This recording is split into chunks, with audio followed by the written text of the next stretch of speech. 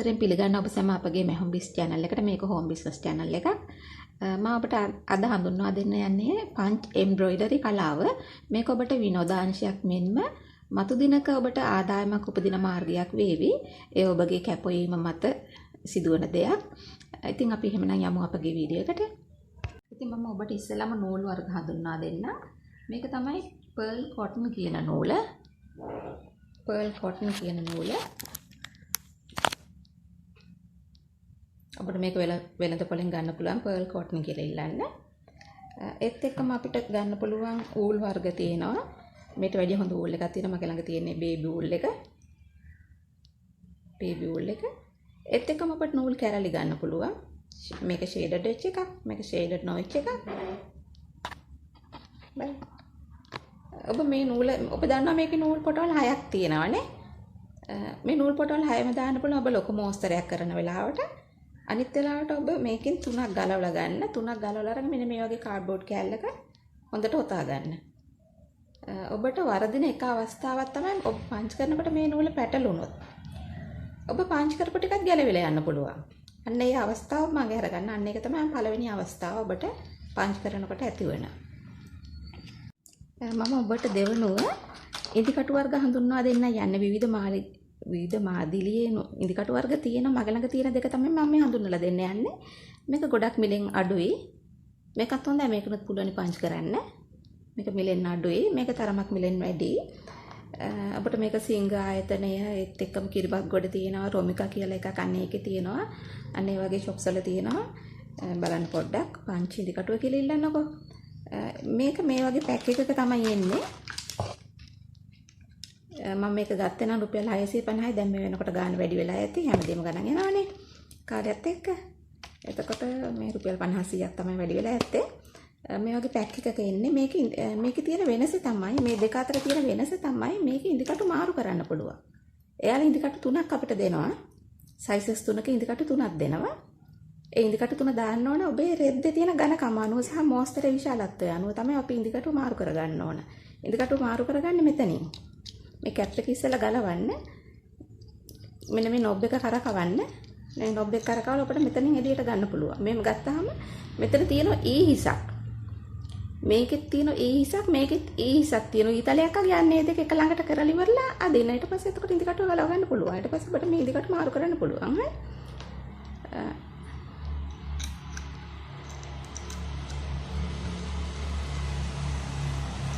මෙතන තියෙන මේ පෙත්ත මේ කානුවට යන්න ඕන. මෙතන තියෙන ඔබ පෙත්ත යකඩ පෙත්තක් තියෙනවා ඔබට. අන්න ඒ පෙත්ත තමයි මේක ඊට මෙහෙට යන්නේ. මේකේ තියෙන තව දෙයක් තමයි මේකේ මේ අපිට ඉදිකටු තුඩ එළියට යන ප්‍රමාණය වෙනස් කරගන්න පුළුවන්. අඩු කරගන්න පුළුවන්, වැඩි කරගන්න පුළුවන්. අඩු කරන්නේ ලූප් එක කුඩාවට අවශ්‍ය වෙලාවට. ලොකු කරගන්නේ ලූප් එක විශාලව අවශ්‍ය. මේක විශාලම අවස්ථාව තමයි අංක 12. සාමාන්‍ය අපි අංක 3ට විතර දාලා කරන්න පුළුවන්. 3 නැහැ මේකේ 4ට වගේ. එතකොට පොඩි ඉදිකටු පොඩි ප්‍රමාණයක් තමයි එළියට එන්නේ. මේ ඔබ හොඳට නෝට් කරන්න මේකෙන් අඩයි ඔබේ ලූප් එක හැදෙන්නේ. මේ ඉදිකටු කොච්චර එළියට ගන්නවද? අන්නේන් අඩයි. ඒ කියන්නේ බාංගලක් එළියට ගන්න අඟල් භාගයට ආසන්න ප්‍රමාණයක් තමයි ලූප් එකේ ප්‍රමාණය හැදෙන්නේ. ඊට පස්සේ මේ නොබ් එක දාගන්න.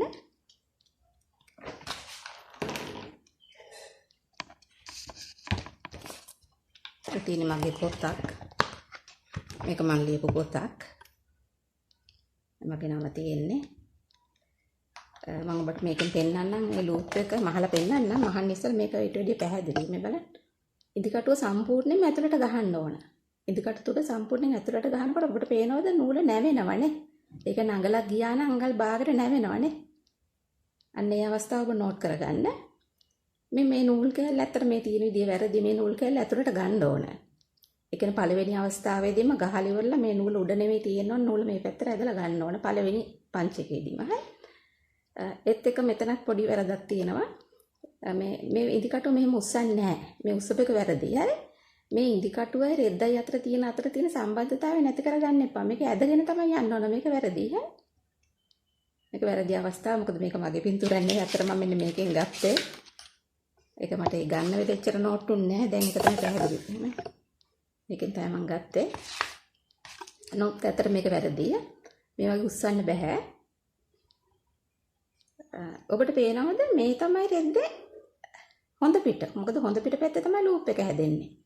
කන පිට පැත්තේ මෙන්න මේ ආකාරයෙන් මැෂින් එකේ මහනවා වගේ ලයින් එකක් තමයි යන්නේ. මේකට හැබැයි අපිට මේ දෙක මාරු කරලා ගන්නත් පුළුවන්. ඒ කියන්නේ මේ දෙක කලවම් කරලා ගන්නත් පුළුවන්. අපිට ඕන නම් අවුට්ලයින් එක මේ විදිහට යන්න පුළුවන්. එතකොට ඔබ නෝට් කරන්න. එතකොට ඔබේ මෝස්තරය එහෙමනම් දෙපැත්තෙම ට්‍රේස් කරගන්න ඕනේ. ඒ කියන්නේ ඔබට අවශ්‍ය මෝස්තරේ ලූප්ස් වලින් පමණක් නම් ඔබ රෙද්දේ හොඳ පිට පැත්ත තියෙන යට. එතකොට කන පිට පැත්තෙන් තමයි පංච් කරන්නේ. අපි તો මෝස්තරේ අවුට්ලයින් එක ඔබට ඕන මේ මැස්මෙන්. එහෙම කරන්න පුළුවන්. ඒක තව නිර්මාණයක්. එහෙම කරනවා නම් ඔබ මෝස්තරේ දෙපැත්තෙම ඇඳ ගන්නවා. දෙපැත්තෙම ඇඳගන්නේ දෙපැත්තෙම කාබන් පේපර්ස් දෙකක් තියලා මෝස්තරෙත් තියලා පොඩක් පින්ස් ගහලා ඉවරලා රෙද්දේම අයන් කරලා ගන්න. අරගෙන ඉවරලා හොඳට මේ පින්ස් ගහලා එකවරම තමයි මෝස්තරේ දෙපැත්තට ඇඳ ගන්නවා. දෙපාරකට මේක කරන්න බෑ. මොකද වෙනස් වෙනවනේ. එතකොට ඔබට පුළුවන් මේ කන පිට පැත්තෙන් මේ මැස්ම ගියාම හොඳ පිට පැත්තෙන් මේක හැදෙනවා. එතකොට ඔබ අවුට්ලයින් එක මේ මහන්න ඕන හොඳ පැත්තෙන්. මම හිතන ඔබ තේරුම් ගත්තා. අපිට දැන් මම ඊළඟට කියලා දෙන්නම් මේ ඉදිකටුවට නූල දාන විදිය. මේ නූල දානකොට අපිට මෙන්න මේ වගේ කම්බි දෙකක් දෙනවා. කම්බි දෙකම ඕනේ නැහැ. එකයි ඕනේ. එකක් වැඩිපුර ඒගොල්ලන් දෙනවා මේ. මේකට අපි ත්‍රෙඩරේ කියලා කියන්නේ. මේ කම්බියෙන් තමයි අපි මේකේ මේ ඉදිකටුවට නූල දාගන්නේ. මම දාන හැටි ඔබට පෙන්නන්නම්. ඒක දාන්න අපි වෙන මේ පැත්තේ. ඔබට පේනවා නැතුව ඇති. මම මෙහෙම තිබ්බොත් පේනේද බලන්න. මේකේ තියෙන නිකන් කපපු පැත්තක්, බෙවල් පැත්තක්. මේ පැතලි පැත්තයි බෙවල් පැත්තයි. බෙවල් පැත්තේ තමයි සිදුර තියෙන්නේ. මම ඒ සිදුරෙන් තමයි මේ ඉදිකටුව දාන්නේ.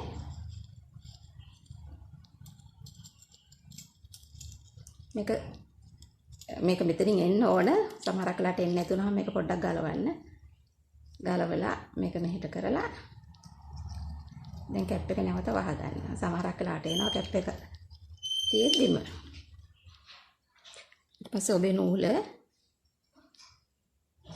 දැන් මේක පළල් කරන්න පුළුවන්. මේ කම්බි කෑලි දෙකක් විදියට එන්නේ. මේක පළල් කරලා තමයි අපි මේ නූල දාන්නේ. ඔන්න ඔබට මම පළවෙනි අවස්ථාව කලින් කියලා දුන්නා මේ නූල පැටලෙන්න බෑ. පැටලෙන්නේ නැති විදිහට තියෙන්න ඕන. මේක කොතන හරි පැටලුනොත් එහෙම ඔබේ මේ පංච් කරපු ටිකක් ගැලවිලා යනවා. දෙවන අවස්ථාව මම ඊළඟට කියන්න. මම කියවන ඔබට ටිප්ස් 5ක් දෙනවා කියලා. නෑ. ඔන්න දැන් පළල් කරලා දැම්ම නූල අපේ. ඊට පස්සේ මේ පැත්තෙන් ආයෙ අදින්න. ඔබට පේනවද? නූල මේ විදිහට එනවා. දැන් අපි මේක ගලවලා අයින් කරමු. දැන් ඔන්න ඔබට මම කියන දෙවෙනි ටිප් එක. ඔබ කියනවා පංච් වෙන්නේ නැහැ කියලා. මෙන්න පංච් නොවෙන්න හේතුවක්. හරි? දැන් මේක තියෙන්නේ බෙවල් පැත්තේනේ. මේක පංච් වෙන්න නම් මේ නූල විරුද්ධ පැත්තට ගන්න ඕන. බෙවල් පැත්තෙන් නෙවෙයි. එහෙමනම් විරුද්ධ පැත්තට ගන්න නම් විරුද්ධ පැත්තෙන් තමයි මම මෙන්න මේ කම්බිය නැවත දාන්නේ.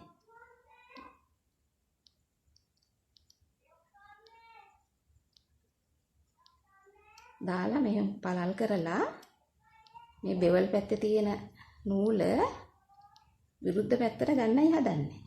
එහෙම කරොත් තමයි ඔබේ පංච් වෙන්නේ. ඔන්න ඔබට දෙන දෙවන අවස්ථාව. ඔබේ අතින් වරදින. අනේ වරද කරන්න එපා. ඒක මේක පස්සේ මෙහෙම කරාට පස්සේ නූල ගොඩාක් දිගට තියන්න එපා. නූල අඟලක් එකයි කාලක් වගේ ඔන්න වගේ ප්‍රමාණයක් තියාගන්න. මම ඔබට අංක 3ට හඳුන්වා දෙන්න යන්නේ රෙදි වර්ග. ඔබ වියන ලද රෙදි භාවිතා කරන්න. රෙදි වියනකොට මෙන්න මේ වගේ මේ දෙපස්සට මේ අතට සහ මේ අතට ගිය නූල් වලින් මේක වියන්නේ. එතකොට ඒ සිදුරු අතර හෝල්ස් ඇති වෙනවා. සිදුරු ඇති වෙනවා. මෙන්න මේ සිදුරු අසාමාන්‍ය ලෙස විශාල නම් ඔබට පංච් කරන්න බෑ. ඔබට පැහැදිලි. එතකොට අපේ පංච් කරන ලූප් එක ගැලවිලා යනවා. හොඳ නිමාවක් තියෙන රෙදි භාවිතා කරන්න. ඔබට ලිනන් රෙදි භාවිතා කරන්න පුළුවන්. අමු රෙදි.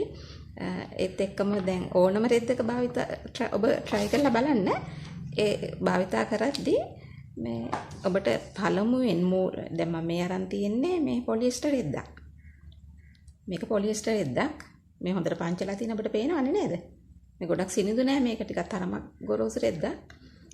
ඉතින් ඔබට මේ ඕනම රෙද්දක කරලා බලන්න පුළුවන්. නමුත් මම ඔබට යෝජනා කරනවා ඔබ මේ අමු රෙදි වගේ වියන ලද රෙදි භාවිතා කරන්න මූලිකවම. එතකොට ඔබට ඕන නම් අපිට මේ ටී-ෂර්ට් එකට ඕන කියලා මේක වෙන රෙද්දක පංච් කරලා ඔබට පුළුවන් ෆැබ්‍රික් ග්ලූ භාවිතයෙන් මෙන්න මේ වගේ මේ ඔබට පේනවද? ඔබ මිලදී ගත ප්ලේන් ටී-ෂර්ට් එකට මේක ගම් ගාලා අලවන්න පුළුවනි. මහන් උනත් පුළුවනි. ඒක තව අවස්ථාවක් ඔබට දෙන්න. මේකෙන් ඇත්තටම පාපිස්සක් උනත් පංච් කරන්න පුළුවන්. ඒක මම ඔබට පැහැදිලි කරන්නම් පාපිසි යටතේ. පාපිසි වීඩියෝ එකක් ඉදිරියේ එනවා. ඒ වීඩියෝ මෙන් ඒක පැහැදිලි කරන්න. එතකොට ඊළඟට අපි කතා කරමු මෝස්තර ගැන. මෝස්තර ගැන කතා කරනකොට මෝස්තරේ විශාලත්වය කොපමණද කියන එක නෙවෙයි තියෙන්නේ. මෝස්තරේට ගැළපෙන පරිදි ඔබ ළඟ ලී රාමුව තිබිය යුතුයි. ඒක රවුම් වෙන්න පුළුවන්, හතරැස් වෙන්න පුළුවන්. අන්නේ රාමුව තියෙනවා නම් ඔබට ඒ රාමුවේ ප්‍රමාණයට ඔබට මෝස්තරේ අරගන්න පුළුවනි. ඔබ මේකට මේ දාගන්න විදිය දන්නවනේ. කුඩා රාමුව මේ උඩින් තියලා ඒ කුඩින් රෙද්ද තියලා ඒ කුඩින් මේ ලොකු රාමුව තියලා තද කරනවා නේ. මෙතනින් තමයි ඒක ඇඩ්ජස්ට් කරන්නේ. ඔබ මේක සකස් කරගත්තට පස්සේ මේ හොඳට මේක අදින්න. ඔන්න මම ඔබට කියනවා ඔබේ තුන්වෙනි අවස්ථාව තමයි ඔබ රෙදි හරියට නිවැරදිව රෙදි වර්ගය තෝරාගන්න ඕන. ඒක තුන්වෙනි අවස්ථාව. හතරවෙනි අවස්ථාව තමයි ඔබට පංච් වෙන්නේ නැති. මෙන්න මේක හොඳට ඇදුන්නේ නැත්තම් පංච් වෙන්නේ නැහැ. පංච් උනත් ගැලවිලා යනවා. හරි? ඒක තමයි ඔබට දෙන මම හතරවෙනි අවස්ථාව. අංකෝනේ ඔබට ටිප්ස් 4ක් දෙනවා කියලා. මෙන්න මේ දේවල් ඔබ හරියට කරගත්තා නම් හොඳට පංච් වෙනවා. ඒක ඔබ පංච් වෙන්නේ නැහැ කියන්නේ. මේක හරියට ඩ්‍රම් එකක් වගේ සද්ද තියෙන්න ඕන. හරි?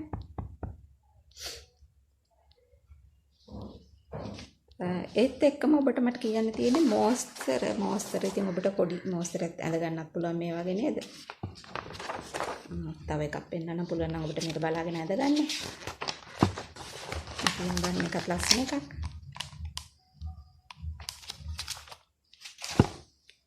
තවදුරටත් කියනවා නම් ඔබට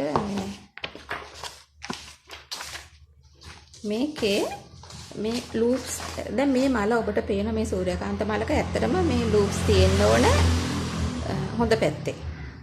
එතකොට මේකේ ලස්සන ඔබට පැහැදිලි පේනවනේ නේද? මේ පුංචි ලූප්ස් තියෙන නම් මේ ඉදිකටුවේ අංක 4ට වගේ දාගන්න කුඩාවට. මොකද කුඩා ලූප්ස් තමයි මේ මලට ගැලපෙන්නේ. ඔබට ඕන නම් අවුට්ලයින් එක මේ ඔබට පේනවත් දැන මේ කළු පාටින් කරලා තියෙන්නේ මේ අවුට්ලයින් එක ඔබට කරන්න පුළුවන් වෙන පාටකින්. අවශ්‍යම නැහැ මේ මැද පුරවල තියෙන කළු පාටි. මෙන්න මේ ලූප්ස් කපන්නත් පුළුවන් අපිට. හොඳට කැපෙන කතුරකින් මේ ලූප්ස් කැපුවාම අපිට වෙල්වෙට් වගේ නිවාවක් ගන්න පුළුවන්. නමුත් ඔබ දන්න මේ මලට මේක කරන්න අවශ්‍ය නැහැ. මලට ලස්සන මලට ගැලපෙන්නේ ලූප්ස් විදියට තියෙනකොටනේ. එතකොට ඔබට පුළුවන් වේලපහම මෙතන අවුට්ලයින් එක මේ වගේ පංච් කරගන්න. ඒ පංච් කරනකොට මෙහෙම ගොඩ උස්සන්න බෑ ඔබට. මෙහෙම උස්සන්න බෑ. එතකොට ගැලවිලා යනවා. මෙහෙම කරලා පළවෙනි අවස්ථාවේදීම මේ නූල් කෑල්ල මේ පැත්තට අරගන්න ඕන. මේ නූල් කෑල්ල මේ පැත්තට අරගන්න ඕන පළවෙනි අවස්ථාවේදීම. ඊට පස්සේ ඔබ මේක ගෙනියන්න ඕන මේ රෙද්ද දිගේ ගාවගෙන. ගොඩාක් උඩට උස්සන්න බෑ. එහෙමයි පංච් කරන්නේ.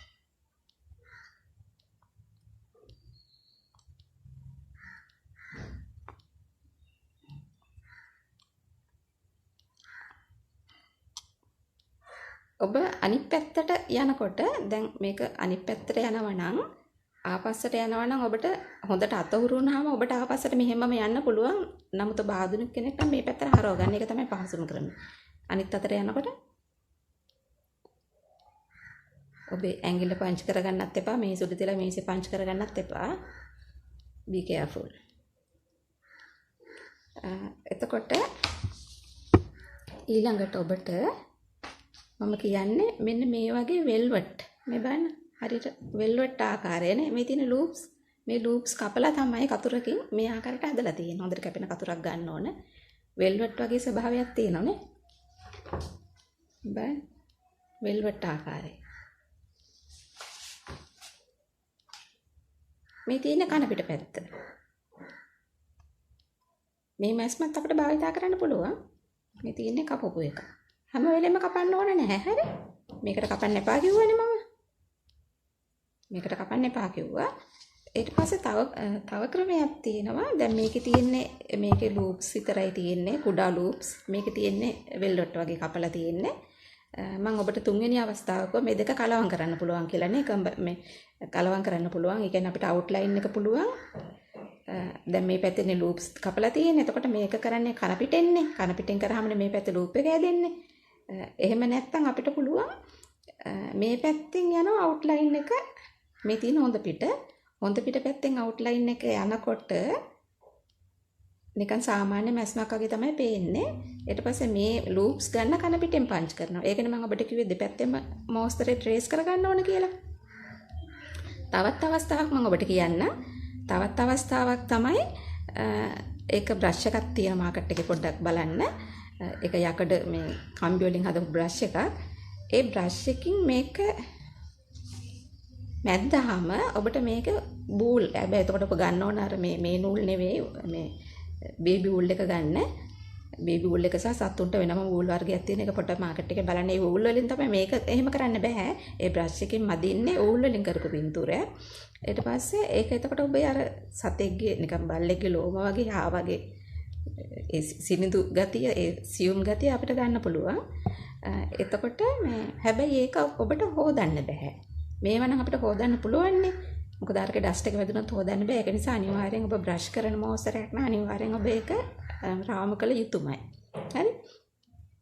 එතකොට දැන් මේක අපි නිමා කරන්නේ කොහොමද? අපිට පුළුවන් මේකට මේ පැත්තට මේක දාලා තියෙන සම්පූර්ණයෙන්ම ෆැබ්‍රික් ග්ලූ එකක් දාලා මේක සීල් කරලා තියෙන්නේ.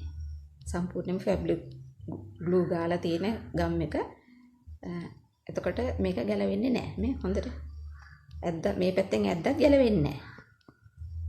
එතකොට මේ ගම් ගන්නවද කියන එක අත්‍යවශ්‍යද කියලා කියන්න බෑ. ඔබ දැන් මේක කරලා ඔබ මේක රාම් කර ගන්නවා නම් එතකොට ගම් ගන්න අවශ්‍ය නැහැ නේ. බිත්ති එල්ලනවා නම් අපි කියමු. නමුත් පරිස්සමෙන් ඔබ රාම් කරන අවස්ථාව වුණත් මේ ගැලවෙන්න පුළුවන්. එතකොට ඉතින් ඔබට හිතෙන්න පුළුවන් අපරාධ මං ගම් ගාලා තිබුණා නම් හොඳයි කියලා නේ. අපි හිතමු ඔබ කුෂන් එකක් කරනවා කියලා. කුෂන් කවර් එකක් කරනකොට ඒක පුටුවට තිබ්බහම පොඩි ළමෙක් මේක ඇවිල්ලා ඇද්දොත් මේ මුළු ඔක්කොම ටික ගැලවිලා යනවා. එතකොට ඔබ තීරණය කරන්න මේක එතකොට ගම් ගාලා තිබුණා නම් ඒ ප්‍රශ්නේ වෙන්නේ නැහැ නේ. ඉතින් ගම් ගානවා කියන එක අනිවාර්යෙන් නැති වුණත් ඒක ඔබ අවස්ථාව අනුව තීරණය කරන්න. ඉතින් එහෙමනම් අපිව subscribe කරන්න, like කරන්න, share කරන්න, bell icon එකත් click කරගෙන යන්න. සුබ දවසක්.